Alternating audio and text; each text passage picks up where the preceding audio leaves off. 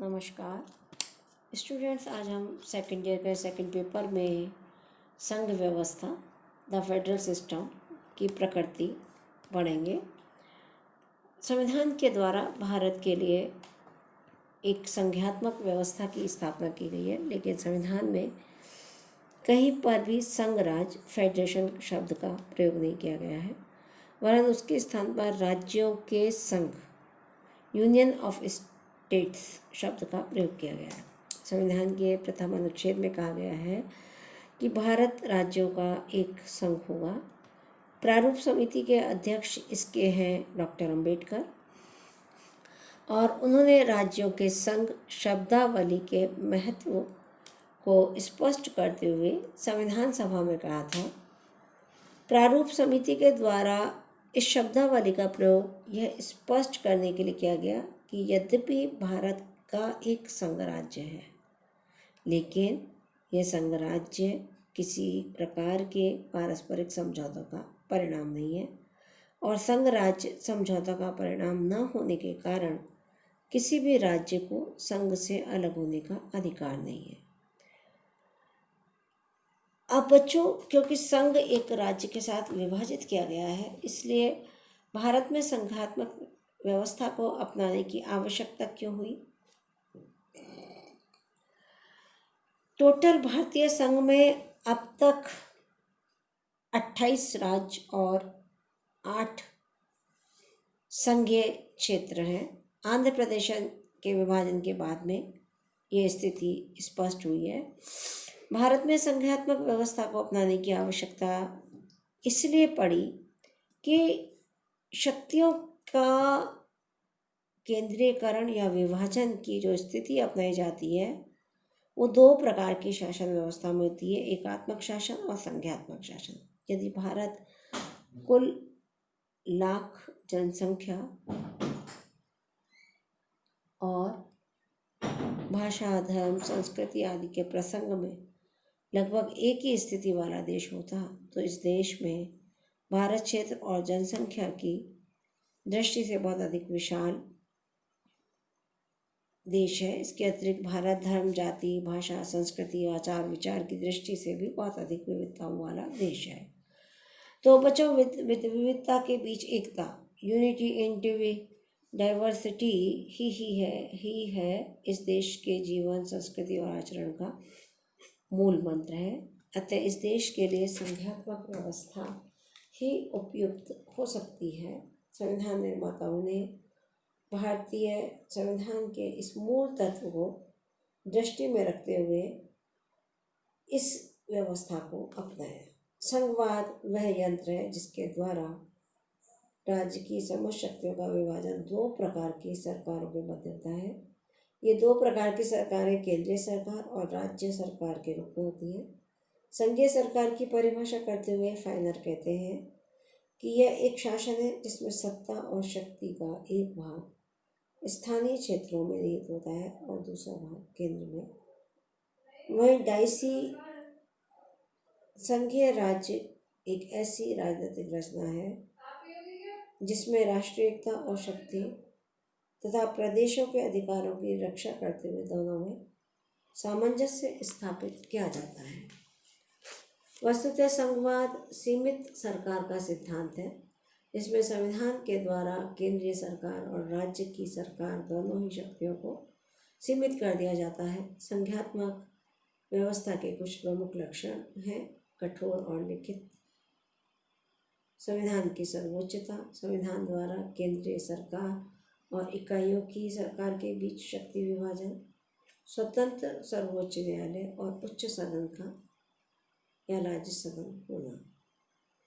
अब इसके प्रमुख लक्षण हैं: शक्ति का विभाजन।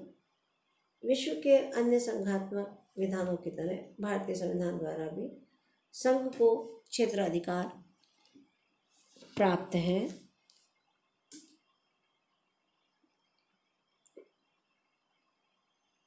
संघीय सूची में 97 विषय हैं जिन पर संघीय संसद का क्षेत्राधिकार है। राज्य सूची में 66 है जो साधारणतः राज्य की व्यवस्थापिकाओं के अधिकार क्षेत्र में है, और संवर्ती सूची के 47 विषयों को संघ और राज्य दोनों के क्षेत्राधिकार में रखा गया है। संघीय और राज्य सरकारों के बीच शक्ति विभाजन का उल्लेख भारतीय संविधान में अन्य किसी भी संघात्मक संविधान की तुलना से अधिक व्यापक रूप से किया गया है। सेकंड, संविधान की सर्वोच्चता। भारतीय संविधान में संयुक्त राज्य अमेरिका के संविधान की तरह ही घोषित नहीं किया गया संविधान सर्वोच्च होगा, लेकिन फिर भी भारतीय संविधान इस देश का सर्वोच्च कानून है। इसके प्रावधान सभी सरकारों पर बाध्यकारी हैं और केंद्रीय या राज्य सरकार के द्वारा इनका उल्लंघन नहीं किया जाता है। संविधान के इन प्रावधानों के विरुद्ध किसी प्रकार के कानून का निर्माण संभव नहीं है और भारत के राष्ट्रपति, राज्यपाल और अन्य प्रमुख पदाधिकारियों द्वारा संविधान के अनुसार कार्य करने की शपथ ली जाती है। थर्ड है स्वतंत्र उच्चतम न्यायालय। भारतीय संविधान के द्वारा संविधान के रक्षक के रूप में कार्य करने के लिए स्वतंत्र उच्चतम न्यायालय की भी व्यवस्था की गई है। संविधान के द्वारा एक सर्वोच्च न्यायालय और राज्य के उच्च न्यायालय की व्यवस्था की गई है, जिन्हें संघीय संसद या राज्यों की व्यवस्थापिकाओं द्वारा पारित किसी भी ऐसे कानून को अवैधानिक घोषित करने का अधिकार है जो संविधान के प्रावधानों के विरुद्ध है। न्यायालय के यह व्यवस्था संघात्मक शासन के पूर्णतः अनुकूल है। फोर्थ है लिखित और कठोर संविधान। भारतीय संविधान एक लिखित संविधान है। संविधान में संशोधन की दृष्टि से यह कठोर संविधान की श्रेणी में आता है। संविधान में संशोधन संविधान में बताई गई प्रक्रिया के आधार पर किया जाता है और यह पद्धति साधारणतः व्यवस्थापन की पद्धति से भिन्न है। संविधान के आधार पर किया जाता है और शक्ति विभाजन है। संघीय सरकार या राज्य सरकार में किसी एक के द्वारा अपनी इच्छा से परिवर्तन नहीं किया जा सकता है, वरन इन प्रावधानों में परिवर्तन होने दोनों की सहमति से ही संभव है और इस प्रकार संविधान की संशोधन प्रक्रिया में राज्यों की विशेष भूमिका होती है। स्टूडेंट, किसी भी नियम में परिवर्तन यदि कराना है तो राज्य और केंद्र मिलकर के उस पर विचार विमर्श करते हैं। उस विचार विमर्श के बाद में जनता की राय को ध्यान में रखते हुए डिसीजन लिया जाता है और वह सर्वमान्य होता है।